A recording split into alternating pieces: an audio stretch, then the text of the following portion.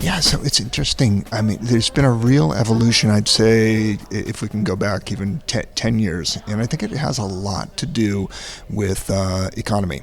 Obviously, we're in it's fairly discretionary and in a lux industry. Do you have to do it and do it now? No. If there's not the finances to support something of that sort, the answer is no.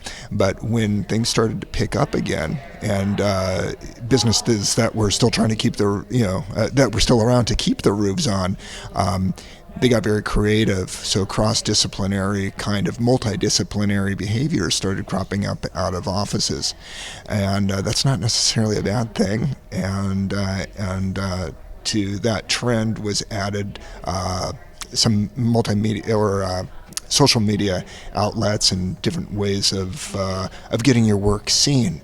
So where I'm going with this is that competition, I'll call it competition, and we're not necessarily all talking about the same level of qualifications and competency, but there's a lot more people doing the art of design, let's say, from variable backgrounds.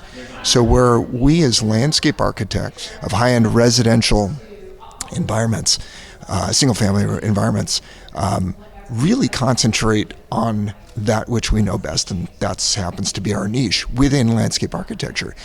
We know very specifically our art in what we, of landscape architecture.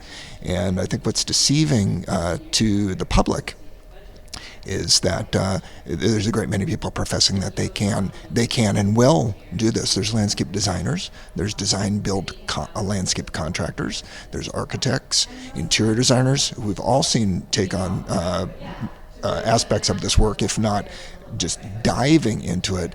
And so we're seeing I have a vested interest as a landscape architect and a purist in my profession, my allied trade. Insofar as trending goes, I think there's this trend to a one-stop shopping, and I understand that. We try to advocate for that when working in directing our clientele towards a contractor type. There's those that do aspects of a full landscape construction, like planting, lighting, and irrigation. There's others that behave like general contractors. I said, those are your folks. One-stop shopping. So I know it's very attractive, but our case is a little different because the training is so specific in the exterior architecture of these environments that we're building that we are the.